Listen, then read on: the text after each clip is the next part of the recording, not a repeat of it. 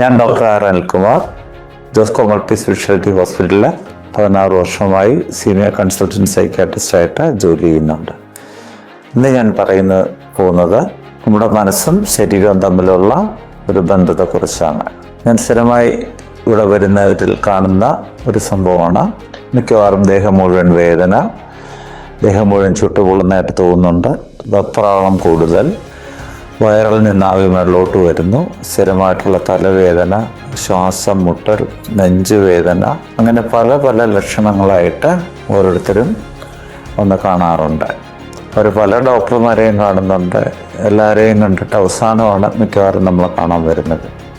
കാരണം ഒരു സൈക്കാട്രിസ്റ്റിനെ കണ്ടു കഴിഞ്ഞാൽ ഒരു മാനസിക രോഗിയായി നാട്ടുകാർ ചിത്രീകരിക്കുമോ എന്ന് പേടിച്ചിട്ടാണ് അവർ ആദ്യം നമ്മളെ കാണാൻ വരാത്തത്. ഈ ലക്ഷണങ്ങൾ അധികവും കാണുന്നത് നമ്മുടെ സ്ത്രീജനങ്ങളിലാണ്. ഒരു 60% വരുന്ന സ്ത്രീജനങ്ങളിൽ കാണുന്നുണ്ട്.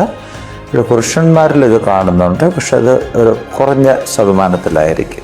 ഇത് ഒരു ചെറിയൊരു ഉദാഹരണം പറഞ്ഞാണ്. നമ്മളൊരു ഇൻ്റർവ്യൂവിന് പോകുമ്പോഴോ അല്ലെങ്കിൽ ഒരു ജോലിക്ക് എന്തെങ്കിലും ഒരു കാര്യത്തിന് ആദ്യമായി പോകുമ്പോൾ നമ്മൾ അതിൻ്റെ നടയിൽ ചെന്ന് നിൽക്കുമ്പോൾ നമുക്ക് എന്താ തോന്നുന്നത്? ചിലപ്പോൾ മൂത്രം ഒഴിക്കണം തോന്നും, അല്ലെങ്കിൽ നമുക്കൊരു അപ്പിടണം തോന്നും.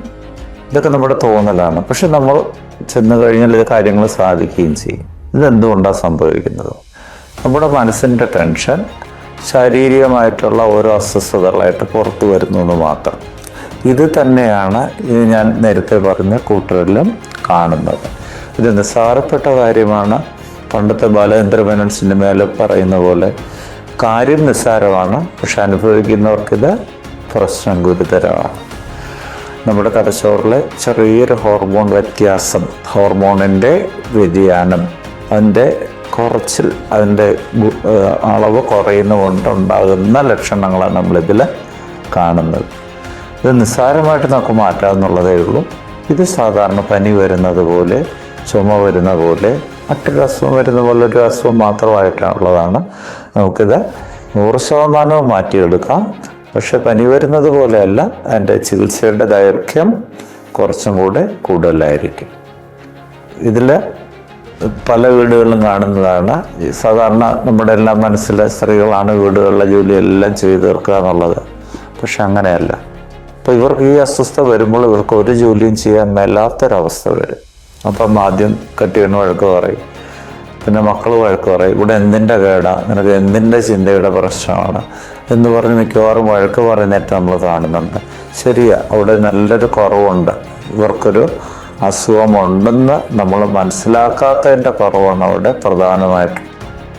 ഇത് മനസ്സിലാക്കി ഉടനെ തന്നെ ഒരു സൈക്കാട്രിസ്റ്റിനെ കാണിച്ചാൽ നമുക്കൊരു കൂടിപ്പോയാൽ ഒരു 6 മാസത്തിനുള്ളിൽ തന്നെ നമുക്ക് ഈ മരുന്ന് കംപ്ലീറ്റ് ആയിട്ട് നിർത്താൻ പറ്റും.